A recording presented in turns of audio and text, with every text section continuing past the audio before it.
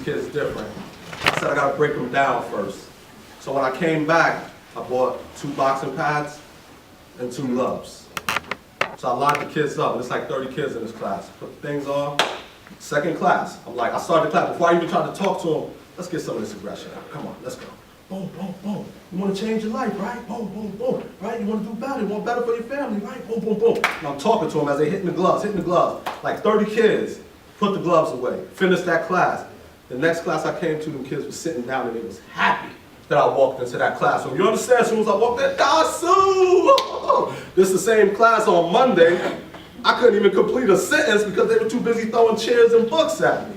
You understand? So the walk and the things that I've experienced in my travels allow me to now bring it home to my city. And I can honestly tell y'all, it's a lot of work to be done. It can be done. My books can help. It's a lot of knowledge in there. And I just finished the second one yesterday. It's on audio book. I feel like it's some of my best work. It's the book, it's a transformation. This one is the beginning. And this one, I became a soldier. I went to jail for the first time. I joined the Bloods while I was incarcerated. I did everything I had to do. My big homies, you know, they were, the person who made me Blood was locked up for murder. So take that for what it's worth. You understand what I'm saying? So I came up with like a real class. Not saying that what's out here now is not real, but I came up back in 99, 2000, 2001 with like the veteran class of Blood. You understand what I'm saying? So I can relate to like what's going on in the streets now, but like these young brothers, they look at me different. Like I'm the big homie. I'm not, you know? So my point is, I went through all my strides as a soldier. When they said fight, I fought, even if I ain't want to. You understand? I'm trying to leave jail to get in a program. They're like, listen, this dude in your day room, he food. You gotta eat him, Blood. I'm like, damn, I wanna get this program, man. I ain't trying to catch no charge in here. But you know what I had to do? I had to eat that man anyway. And by eat him, excuse me, that means attack, harm, beat up, whatever you have to do. So I went through my strides as a soldier, taking my orders until in this book, I became a sergeant. Once I became a sergeant, okay, I got status now. The gang is like the military. There's levels to it. So I became a sergeant. So now I start to build soldiers. People are becoming loyal to me, and I'm building, I'm growing. Next thing, I'm a 5-star general. 5-star general, boom, running the hood, running things. The same way I'm sitting before y'all, this could be a room full of 100 Bloods, and I'll be talking to them the same way I'm talking to y'all. That's what it is. This thing is more than just, those young hooligans and their bandanas. This thing is structured, man. You understand? This thing is methodical. You understand? This is not something to play with, even though the method of transforming our young people can be primitive, yet childish at some times. And I'm going to explain to you what I mean. There's a slogan, there's a phrase in regards to blood. And another blood could come to you, he could say, yo, what that red be like? I'd be like, what that red be like? I'd be like, knick, knack, paddywhack, give a dog a bone, Crips get nothing but a funeral home. I rock that flag for the United Blood Gang, Crips get nothing but another blood stain. Like a nursery rhyme. You understand? But the method and the tactic of this nursery rhyme is so embedded in your head that I can tell you, I have not studied that little rhyme in over 10 or more years, but it's still there. Because when we get into this life, we take oaths, we take pledges like you do in the military or in law enforcement. And brothers that are really warped into this, they are gonna carry this out.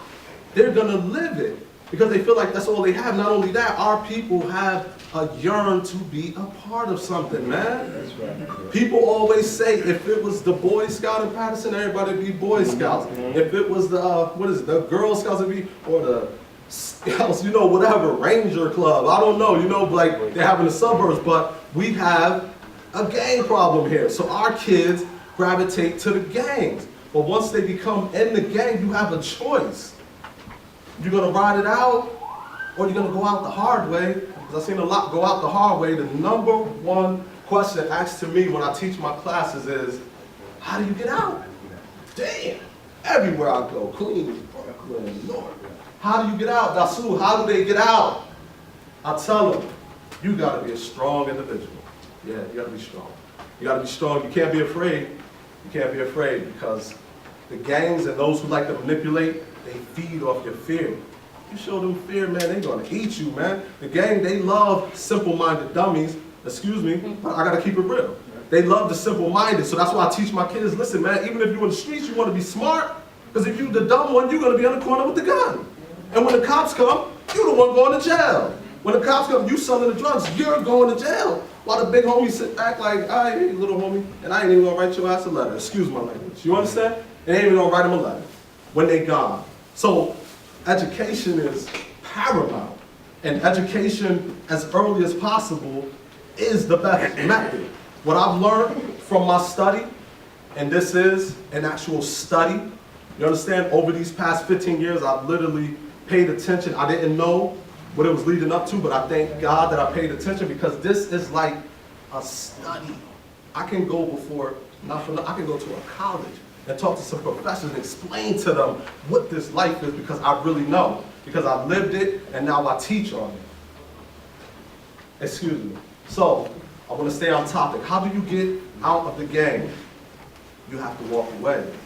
The only way to effectively get out of the gang without possibly being killed or beat or worse, you have to change your lifestyle. And what I mean by that is you have to show the people, you can't say, I don't want to be a part of the gang but still hang on the corner. You can't say, I don't want to be a part of the gang but I ain't going to do my homework and I'm going to drop out of school. You understand? If you drop out of the gang, you're not in school, the only thing left for you is the streets after that, man. You understand? So you have to completely, your child, your children, is what I tell them if I was talking to them one-on-one. You went out, you got to completely change your life. If people see you coming through the neighborhood with your book bag, with your work clothes, with your family, with your kids, and you doing your best to live righteous, no one should disrespect that. If somebody, even a gang member, disrespects or go against that, then you know you're dealing with something different, and I would say something evil.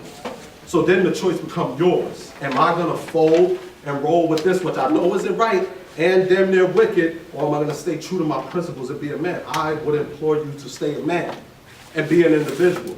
You understand? We got enough dummy men filling up the cells, man.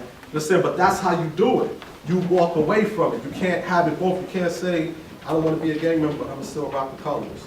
You understand? I don't want to be a gang member, but I'm going to, gotta totally change, man. So, through the process of this book ends with like a learning experience, like just how the whole culture in Paterson changed from the way we dress, the colors, the music became gang music over the years, like you name it. And the second book is like when I hit more of the top, and it gets difficult up there, you understand, because you got hate, you got enemies, you got law enforcement, you understand, like everybody, us in the hood, we step on each other to get to the top. We fight our way to the top, especially for that status. I want to be a 5-star, I want my name to ring bells, I want to be an OG. But as soon as you get to the top, is when the police come along and snatch you up and put you away for a very long time. Oh, you want to be the OG? We got a place for you. You understand? Oh, you like to shoot people? We got a place for you. You understand? So it's a complete cycle of destruction that we must begin to work our way out, man. So I'll leave y'all with this. It got to start from the ground up. I wish my dream would be to get into as many schools, programs, churches, everything in Paterson. You know what I'm saying? I feel the target age to reach a child in this matter, because I've taught classes with young, like my kids' age, they don't really comprehend that yet. They're not there. They're like, oh, gangs, yeah, we don't know. 7th and 8th grade is the primary point, right before high school, is when you gotta get them. If you wanna effectively stop our young people from gang banging, and once you get to high school, you got full-on gang society in high school. You go to East Side or Kennedy, it's separated by gang corners. Certain people can't even go into certain sides of the building. This is a high school, you understand? Certain people can't even go to certain floors. You might got a class up there, but you cannot go to it because of the gang hierarchy. You understand? So we gotta totally transform our thought. Another thing I've been studying is, Paterson, we have this culture, unfortunately it's a culture of ignorance. I gotta be honest with you. You wanna see it? Get on that gypsy bus and ride up Broadway about 2 times. You'll see God. Lord, you understand? And I say to myself, what does it come from? People, our children not being properly taught. I feel that some parents, particularly, and I'm speaking about Paterson, we teach our kids to be so tough. You want your kids to be tough because you don't want them to be the punk. You don't want them to go to school and get beat up or picked on. But in the process of you teaching your kid to be so tough and not smart, you don't raise the monster. Now we as a community can't calm these kids down because their own parents don't tell them not to have no damn sense. So we as a community get stuck with this problem of poor raising. You understand? And a cycle of the blind leading the blind. So I'm telling you, is there hope? Yes, there's hope. Is there a solution? Yes, there's a solution. Start early. The community, city government, and some of them should have been here tonight.